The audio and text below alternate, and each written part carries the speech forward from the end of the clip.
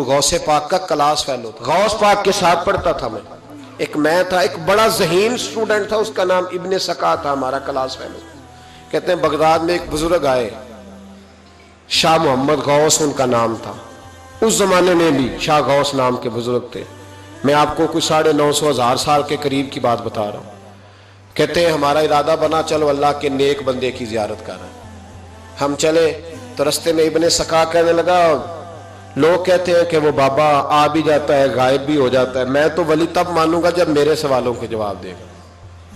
میں پہلے جاؤں گا آزمائش کروں گا۔ یہ جو لوگ ولی کی آزمائش کرنے جاتے ہیں یہ پہلے خود تو دیکھ لیں کہ اس قابل بھی ہے کہ نہیں۔ بھئی میں تو اس قابل نہیں ہوں کہ میں آج تک اس قابل نہیں کہ میں کسی کو دیکھ کے بتا سکوں کہ یہ بندہ کامل ہے کہ نہیں، لیکن آزمائش کرنے چلے جاتے ہیں پہلے دیکھوں گا پھر جا کے کچھ کروں گا، تو اتنی پوزیشن ہے کہاں سے وہ نظر لاؤ گے؟ ولی را ولی می شناخت، شیخ سعدی کہتے ہیں ولی کو جاننے کے لیے تو کسی ولی کی ضرورت ہے، وہ بنائے بتائے گا کہ ولی، بھائی کاریگری بتائے گا نا بندہ کاریگر ہے کہ نہیں، کہ اناڑی نے بتانا ہے، یہاں اناڑی کہہ رہا ہے نہیں یہ نہیں دی ولی، تجھے کیسے پتا چلا؟ فرماتے وہ ابن سکا کہنے لگا پہلے دیکھوں گا، اگر میری سمجھ میں بابے نے میرے سوال کا جواب ہی نہیں دینا، تو ابو سعید عبداللہ کہتے ہیں میں نے کہا ابن سکا نہیں یار اس طرح نہ کہے، سوال تو بابا جواب دے ہی دے گا، لیکن میرا ارادہ یہ ہے کہ ایک دو سوال پوچھوں گا پھر پتہ چلے گا کہ بابا کس قابل ہے۔ کہتے ہیں ہم دونوں باتیں کرتے رہے، حضور عبد القادر جیلانی اسٹوڈنٹ تھے اس زمانے میں، چپ رہے۔ ہم نے کہا کہ آپ کیا کریں گے؟ کہنے لگے میں نے نہیں سوال کرنا، میں امتحان لینے نہیں جا رہا، میں تو اللہ کے بندے کا دیدار کرنے جا رہا ہوں، تو زیارت کرنے جا رہا ہوں رب کا بندہ سمجھ کے، حضور کا غلام سمجھ کے جا رہا ہوں، میں کوئی امتحان لینے جا رہا ہوں، نہ بھی بابا سوالوں کا جواب دے تو مجھے انشاءاللہ اللہ کا بندے کے دیدار کا ثواب مل جائے گا، میں جا رہا ہوں، میں نہیں تمہارے رٹے میں جاتا۔ کہتے ہیں ہم تینوں پہنچ گئے، جب ہم اندر گئے تو بابا جی اپنی نشست پہ کوئی نہیں تھے، وہ چل کے نہیں آئے، اچانک ہم نے آنکھ جھپکی تو بابا جی ہمارے سامنے موجود تھے، سلام لی تو وہ تو جلال میں آ گئے، کہنے لگے ابن سکا تو کہتا تھا کہ بابا کو سوالوں کا جواب نہیں آئے گا، جا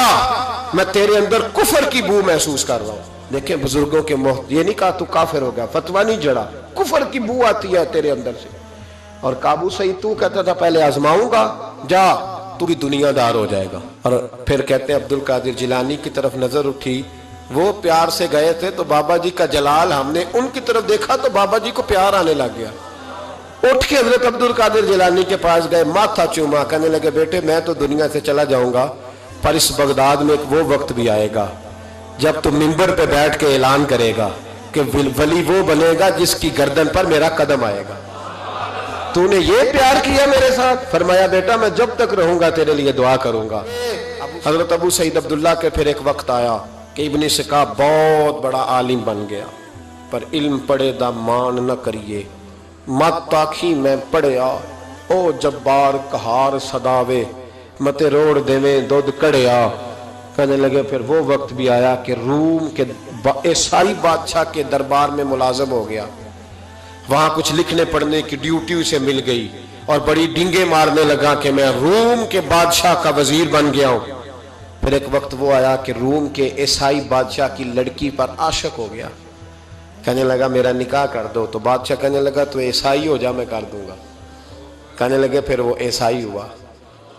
پھر ہم نے اس کی وہ حالت دیکھی کہ اس کے منہ میں کیڑے جاتے تھے، اس کے ناک سے نکلتے تھے۔ کیوں؟ بخاری مسلم کی متواتر درجے کی حدیث، رسول پاک علیہ السلام فرماتے ہیں کہ رب فرماتا ہے من عاد لی ولیا فقد آذنت بالحرب، اللہ فرماتے ہیں جس نے میرے ولی سے دشمنی کی میرا اس کے خلاف اعلان جنگ ہے۔ تو جس سے اللہ جنگ کرے، یہ بخاری مسلم ہے متواتر درجے، اللہ جنگ کرے وہ مقابلہ کر سکتا ہے؟ لوگوں نے بغض پالے ہوئے اولیاء اللہ کے، بغض پالے اور پھر کہتے ہیں بچ جائے، اور دیکھو دنیا دے کے یہ وہ کہتا ہے میرے پاس بڑا مال آ گیا، فرمایا کافر ہو کے مرا جب دنیا سے گیا، کافر ہو۔ اور ابو سعید عبداللہ کہتے ہیں مجھے بھی یمن کے بادشاہ نے وزیر بنا لیا، دولت میرے کانوں تک آ گئی، میرے بچے لاکھوں میں کھیلتے ہیں،